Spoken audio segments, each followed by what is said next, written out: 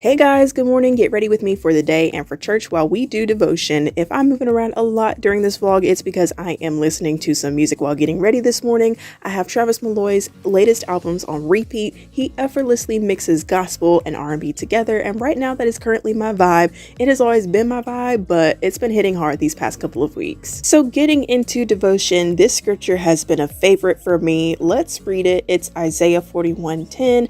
And it says, "Do not fear, for I am with you. Do not be dismayed, for I am your God. I will strengthen you and I will help you. I will uphold you with my righteous hand." Now, I love this scripture because it talks about God being present and always there in our lives. And in life, I'm pretty sure that we can all agree on the fact that we have and will always face struggles in life. And every day will not be perfect. And out of all people, you guys know without a doubt, I would know. But through every experience, both good and bad, God has always been there. And it is his desire to point us in the path of victory every single time. But this is very, very near and dear to my heart. As you guys know, that have been here with me for a while, you know about my scoliosis journey from the beginning to right now.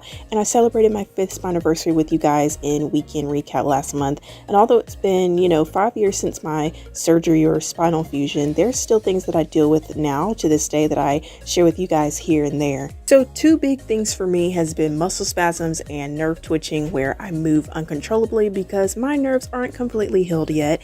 It is still an ongoing process because all of my muscles, bones, tissues, and literally everything is growing around the hardware in my spine as I get taller and change. And in those moments where, the pain gets a little out of control and medicine doesn't always work, it is very easy for me to freak out because it's not stopping. And then when I panic, it only makes the pain worse because now I'm stressed. It's easy in those moments to feel dismayed, especially because your mental thought process is not matching what you're feeling physically.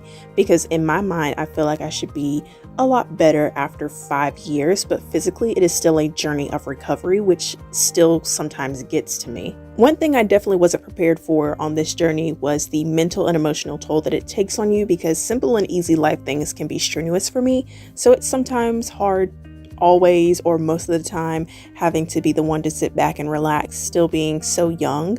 It's hard knowing that at one point doing some things was possible as a younger child, and it now seems like it'll never be an option to do again. So in those moments, I have to remind myself of the part in the scripture that says, "Do not be dismayed, for I am your God."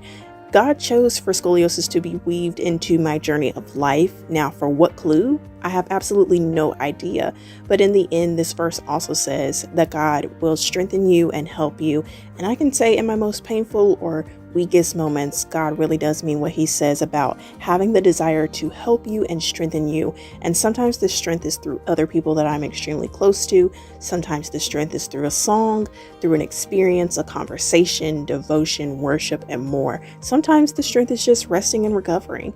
God will manifest his strength in a way that is going to help you get through that rough moment, whatever that looks like for you. So just remember, when unexpected things happen, when things go wrong, when people fail you, and when you are riding on a roller coaster of life experiences, you have to believe in your heart and mind that God isn't going to leave you there in the position when you've been put in a situation that would make you feel dismayed. And I'll even share this because it is a part of my journey as a PK, and you guys know I like to be honest about that, pretty much about all aspects of my life.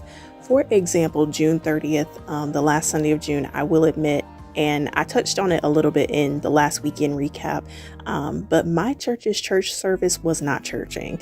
There was a lot of missing pieces and there was too much going on, and I had to take on extra roles in a span of 15 minutes last minute, on top of me being media director, and everything was just so last minute and rushed, and I had to take on things that I never do.